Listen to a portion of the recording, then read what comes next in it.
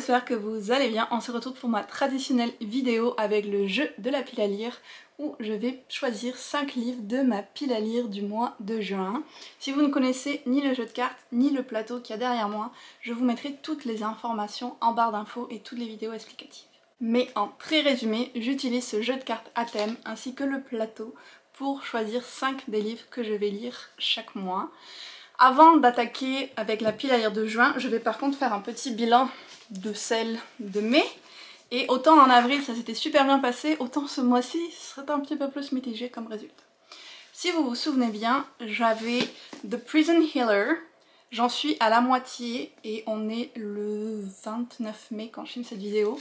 Donc je vais me le compter comme lu parce que je suis sûre que je l'aurai fini d'ici la fin du mois. En plus il se lit très vite. J'avais In the Lives of Puppets, que je n'ai absolument pas lu. The Kingdom of Gods, pareil, je suis en train de le lire en livre audio et j'en suis à 75%, donc je sais que je vais le finir d'ici la fin du mois. Il va dans la catégorie lu. The Camelot Betrayal, absolument pas lu. Et le 5e qui était A Court of Silver Flames, que je n'ai pas à disposition là, je l'ai lu aussi. Donc 3 sur les 5. En théorie, j'avance de 3, je recule de 2. Donc, on va redémarrer le mois ici, car on tient en place. Sans plus attendre, on va y aller avec le premier lancer de dés. 7. 1, 2, 3, 4, 5, 7. Donc, ça c'est pas une case spéciale. Oh my god. J'espère que je vais pas tomber sur la tête de mort encore une fois. Je vais donc piocher une carte. On va mélanger un petit peu comme ça. Toujours une petite appréhension sur quoi je vais tomber. Et c'est Dans un autre monde. Ça c'est assez large, c'est cool. Qu'est-ce que je vais y mettre? Cette carte, je vais prendre le 10e tome de Spy Family, un petit manga que j'adore. C'est le dernier tome qui est sorti, donc il me fait vraiment envie et j'ai envie d'être à jour aussi. Je me suis dit que ça irait bien pour cette carte parce que même si on est plus dans quelque chose qui est uchronie, science-fiction peut-être, on a quand même un monde qui est différent du nôtre, qui est divisé entre l'Est et l'Ouest, qui sont comme les deux grandes forces qui se combattent un petit peu, qui sont en conflit. Donc je me dis que ça fonctionne. Le deuxième lancer, faites que je ne fasse pas un s'il vous plaît. J'ose pas regarder. 2. Ouf, c'est juste, mais ça passe. Je l'aurais un peu mal pris de tomber 2 fois d'affilée sur la tête de mort quand même. Hein. Donc encore une fois, c'est une case où je pioche une carte. Bien ici. Et c'est... Oh bah c'est tellement... mais parfait, c'est la carte Dans l'espace et je suis hyper joyeuse parce que au mois de juin je fais un challenge de science-fiction sur mon Patreon dont je vais vous parler un peu plus tard dans la vidéo, mais du coup je vais pouvoir combiner un livre de mes 2 piles à lire. Alors qu'est-ce que je vais prendre?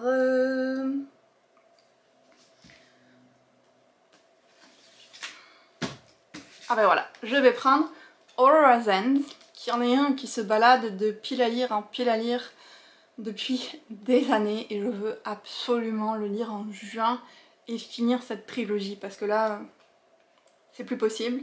Basically on y suit une bande de cadets d'une université spatiale et au cours d'une de leurs premières missions tout tourne très très mal. En gros c'est ça qui se passe. 3e lancer de dés. Maintenant je peux respirer librement. J'ai passé le pire. 7 encore. 3, 4, 5, 6, 7. Wouh! Yeah! Donc je vais devoir le recommencer pour finir ma partie. Mais ça veut dire que je vais passer par la case Treat Yourself. Déjà on va piocher une 3e carte.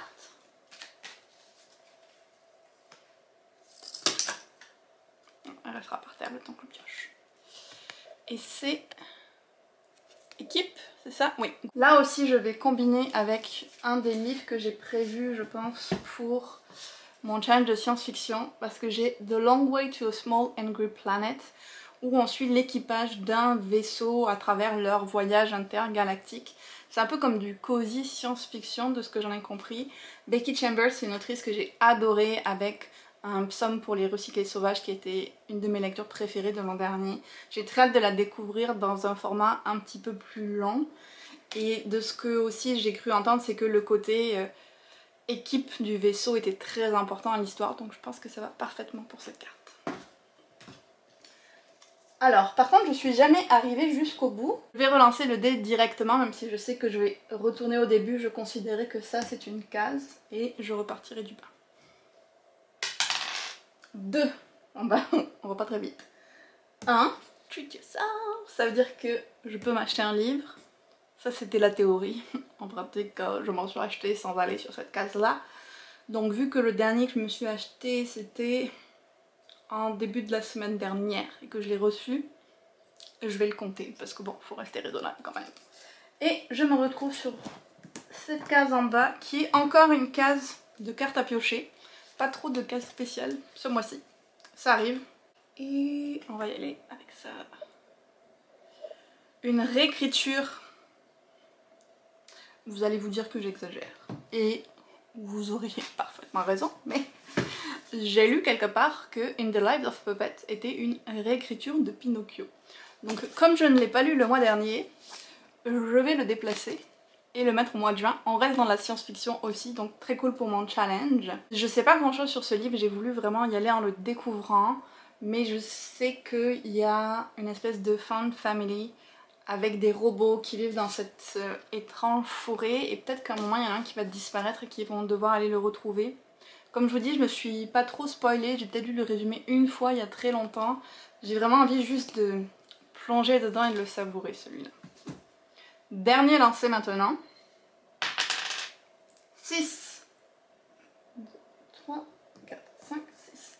Bon bah décidément, j'aurais pas eu une seule case spéciale. Je pense que c'est la première fois que ça arrive ça. J'en ai eu pas mal au dernier coup, donc bon.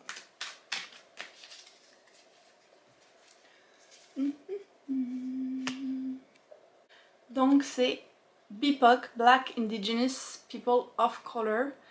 Et je sais ce que je vais prendre pour celui-là, c'est une sortie de juin qui m'intrigue pas mal et qui a une vibe assez estivale. Voici le livre que j'ai choisi, Sing Me to Sleep de Gabby Burton, qui est l'histoire d'une jeune femme qui est une sirène qui va devoir choisir entre un jeune homme qu'elle trouve très attirant et qui est humain et sa famille sirène. Donc c'est du YA, j'ai un petit peu peur, mais j'étais curieuse d'explorer plus le mythe, les légendes des sirènes avec un personnage noir parce que j'ai lu quelques histoires où il y en avait. Il y en a un, je me souviens plus du titre, mais je vous mettrai la couverture et le nom là.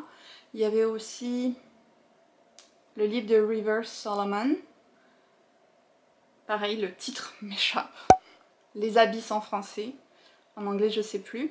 C'était plusieurs histoires qui venaient enrichir avec différentes cultures et tout ça, les légendes sur les sirènes. Donc là, je suis vraiment curieuse de découvrir comment cette autrice-là l'interprète à son tour. Si je fais un petit recap de mes lectures pour le mois, on a donc Dans un autre monde, Spy Family, Dans l'espace, Aurora's End, Groupe équipe, The Long Way to a Small Angry Planet, réécriture, In the Lives of Puppet, et le dernier, BIPOC, Sing Me to Sleep. C'est vraiment que des livres qui me font très envie. J'espère vous retrouver dans un mois en vous disant que je les ai tous lus. Maintenant, exceptionnellement, il y a une deuxième partie à cette vidéo. Ça va être la partie de ma pile à lire pour le challenge A Kappa of Space. C'est un challenge de science-fiction que je fais pour mes Patreons qui va être pendant 2 semaines à partir du 5 juin. J'ai créé différents templates, différentes catégories de lecture, plusieurs types de contenus pour le challenge. On aura aussi des reading sprint exprès et tout ça. On a une discussion de Discord pour échanger, partager nos pals et tout. Donc si c'est quelque chose qui vous intéresse de participer à ce challenge, n'hésitez pas à rejoindre les Kappas. En plus, vous pouvez tester gratuitement pendant 7 jours si vous voulez avoir plus d'infos sur en quoi consiste précisément le challenge. De mon côté, dans cette vidéo, je voulais surtout vous montrer ma pile à lire. Comme son nom l'indique, Kappa of Space, c'est un challenge qui est 100% science-fiction. Comme je sais que c'est pas un genre que tout le monde lit, j'ai vraiment fait plusieurs options possibles pour les gens qui veulent tester la science-fiction. Même sans lire de livre, on peut participer au challenge. Et puis il y a aussi différentes options pour ceux qui veulent en lire un peu plus et ceux qui veulent en lire vraiment beaucoup, selon aussi les capacités de lecture de chacune pendant 2 semaines. De mon côté, vous vous en doutez, j'ai fait une pile à lire très grosse et je vais vous la montrer. C'est que des livres qui pour certains sont dans ma pile à lire depuis des années, donc j'espère vraiment en lire un maximum. Mais bon, je vous dis ça à chaque fois. Hein. Au-delà de In the Lives of Puppets, The Long Way to a Small Angry Planet et Aurora's End, j'ai aussi prévu de lire Les Promeneuses de l'Apocalypse, si je reçois enfin le 2e tome, parce que je vous en avais déjà parlé je pense dans une autre vidéo. J'ai lu le 1, j'ai reçu le 3, mais jamais le 2. Donc si le 2 arrive, j'en profiterai pour lire les tomes que j'ai. J'ai The Humans de Matt Haig que j'ai acheté, je pense il y a un peu plus d'1 an, qui m'intrigue énormément parce qu'il part d'un principe que j'adore. Une personne étrangère, ici un alien qui va venir étudier les humains. Et j'aime beaucoup quand on a un point de vue étranger sur nos habitudes d'humains, comment elles peuvent paraître étranges et tout ça. C'est quelque chose que j'adore, j'ai très hâte de le lire. J'ai les tomes 2 et 3 de The Extraordinaries de T.J. Klune. J'avais lu le 1er tome il y a fort longtemps à sa sortie, je l'avais adoré. J'ai acheté le 2 et le 3, je ne les ai jamais lus. J'espère que cette fois-ci sera la bonne. C'est une romance MM dans un univers où il y a des super-héros et comme tous les T.J. Klune, c'est très drôle et ça fait aussi pleurer. Un autre que vous avez l'habitude de voir dans ma vidéo parce qu'il fait aussi du pal hopping, The Cost of Knowing. Ça fait je sais pas combien de temps que je le mets dans des pales, il faut que ça s'arrête. Il faut que ça s'arrête.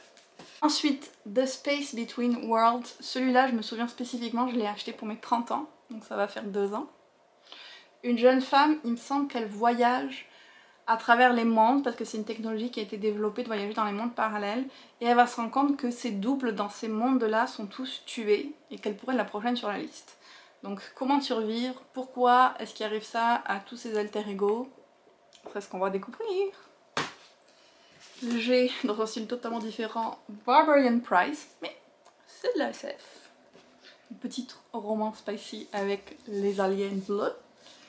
True Life, le 3e tome de la trilogie Lifelike de Jay Kristoff. Comme Aurora's End, je veux vraiment finir cette trilogie, puis probablement les vendre parce que j'ai pas particulièrement regardé de Jay Kristoff, mais j'aimerais quand même les finir. Là on est dans un univers vraiment post-apocalyptique où la Terre a été fracassée à cause des hommes et où il y a des androïdes, des robots hyper développés et j'adorais ce côté-là de l'univers. Et en plus de ça, il y avait comme des humains qui avaient développé d'étranges facultés. Donc, une histoire très intéressante et pleine de rebondissements. Il faut que je vois comment ça va se finir, si j'arrive déjà à me souvenir de ce que j'ai lu. Et enfin, le dernier, ça aussi, ça fait tellement longtemps que c'est dans ma palle. J'aimerais lire au moins un des derniers tomes de la saga Autre Monde de Maxime Chatham. Si je me trompe pas, il me reste Neverland et celui d'après, mais ça fait tellement longtemps que je suis même pas sûre de là où je me suis arrêtée pour vous dire. Je pense que c'est celui-là. En plus, c'est en français, je sais que je le lirai vite. Faut que je le fasse. Donc voilà pour ma petite palle spéciale science-fiction. Comme je l'ai mentionné plus tôt, si vous voulez regarder à quoi ressemble le challenge, n'hésitez pas à tester les 7 jours gratuits de Patreon pour voir à quoi ça ressemble, décider si vous voulez nous rejoindre. Si vous avez des questions, bien sûr, n'hésitez pas. Dites-moi sinon qu'est-ce que vous avez prévu de lire pour le mois de juin. Et puis on se retrouve très bientôt dans une autre vidéo.